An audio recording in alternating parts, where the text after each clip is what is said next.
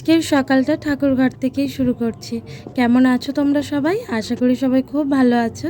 আর সবাইকে জানাই শুভ ষষ্ঠী। আর আজ থেকেই তো পুজো আমাদের পড়ে গেল। মা থাকবে মাত্র 5টা দিন, তার জন্য কত দিন থেকে এত কিছু আয়োজন। আর ও জানো তো কালকে সব ফুলের মালাগুলো এনে দিয়েছে। আমি বলে দিয়েছিলাম যে ফুলের মালা আনবে, সুন্দর করে পুজো দেব। অনেকেই দেখছি সব ঠাকুর দেখতে বেরিয়ে পড়েছো, সবাই অনেক মজা করো। আর আমরা এখনও ঠাকুর দেখার কোনো প্ল্যান করিনি, ভাবছি সপ্তমী থেকে বেরোনোর প্ল্যান করব।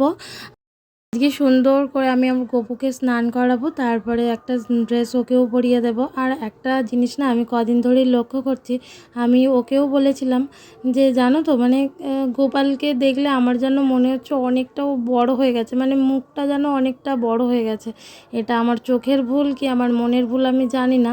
এটা আমি ওকেও অনেকবার বলেছি, দেখো আমার গপুর মুখটা যেন অনেকটা বড় লাগছে, মানে বড় হয়ে গেছে এইরকম কিছু। ও বলছে না এটা মনের ভুলই হতে পারে, জানি না। মহাদেবের মাথায় জল ঢেলে আমি আমার লক্ষ্মী মাকে নিচে নামিয়ে লক্ষ্মী মাকেও স্নানটা করাবো।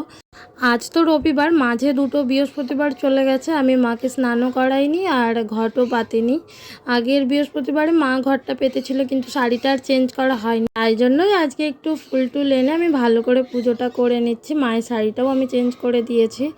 আর এইদিকে আমি নারায়ণের গলায় একটা মালা দিয়ে দিয়ে আর আমি আমার পুজোটা এবার শেষ করব। আর এই ধুনোগুলো তো আমি কিনেছিলাম, আগের ভিডিওতে আমি বলেছিলাম, এগুলো না বেশ ভালো, আর আলাদা করে কোনো ধুনোটা করতে হয় না। আর এখন আমার পুজোটা শেষ হয়ে গেছে, আর লাস্ট পাপির গলায় একটা মালা দিয়ে আমি আমার ভিডিওটা শেষ করছি।